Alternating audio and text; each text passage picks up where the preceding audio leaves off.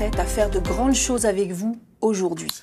Vos souffrances, il les connaît, il les a vues, il a pleuré avec vous et il a vu votre désarroi devant l'impossible. Il a vu votre souffrance et puis celle de ceux que vous aimez. Mais la bonne nouvelle, c'est que la solution est pour aujourd'hui.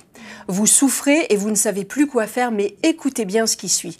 Il y a 2000 ans, à la croix de Golgotha, tout a été ébranlé, tout a été payé, tout a été résolu pour que aujourd'hui vous ne pleuriez plus. Et Jésus, quand il a donné sa vie sur la croix, il a pris vos péchés, il a pris vos maladies et vous êtes guéris. Alors cette victoire éclatante a été annoncée 400 ans auparavant par le prophète Ésaïe quand il a annoncé « Nous l'avons dédaigné, nous n'avons fait de lui aucun cas.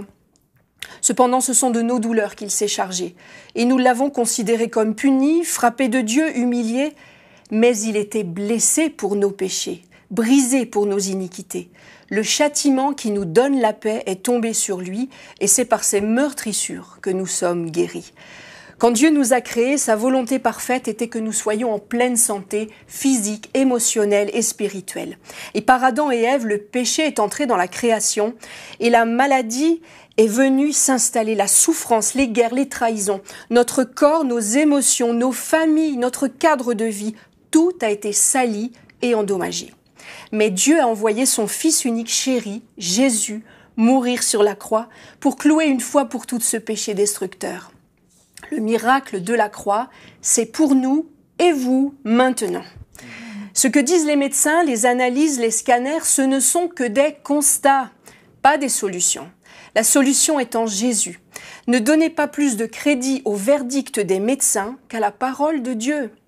Elle dit que par ses meurtrissures, vous êtes guéris. Les médecins ont peut-être constaté, mais maintenant, Dieu vous rétablit.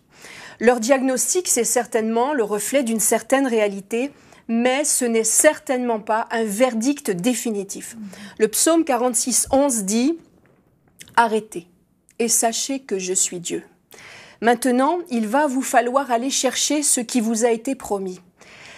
Alors, arrêtez de vous lamenter et faites comme le prophète Jérémie.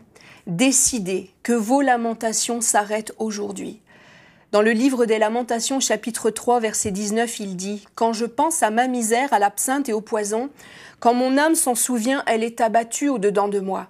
Voici ce que je repasserai dans mon cœur, ce qui me donnera de l'espérance. Les bontés de l'Éternel ne sont pas épuisées, ses compassions ne sont pas à leur terme, elles se renouvellent chaque matin. Et ce matin, elles se renouvellent pour vous. Oh, que ta fidélité est grande.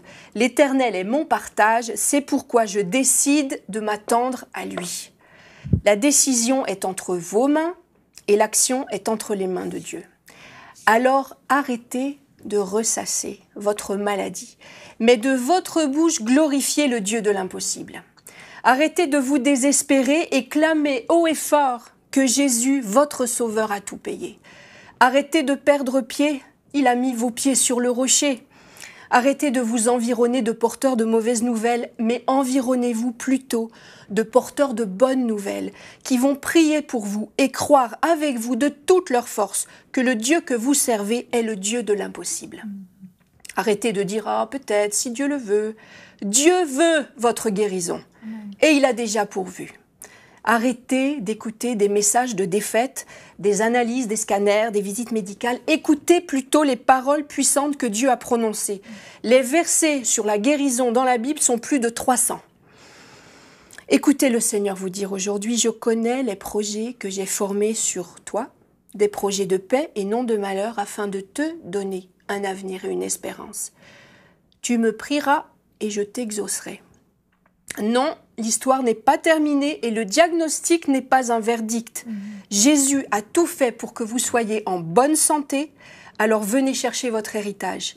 Et exclamez-vous avec David et avec moi dans 2 Samuel 22, « Dans ma détresse, j'ai crié à l'Éternel, j'ai invoqué mon nom, il a entendu ma voix, mon cri est parvenu à ses oreilles. Il a étendu sa main d'en haut, il m'a retiré des grandes eaux.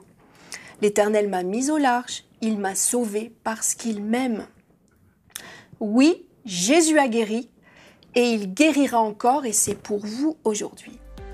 Retrouvez la suite de ce programme dans l'émission Bonjour chez vous sur EMCI TV.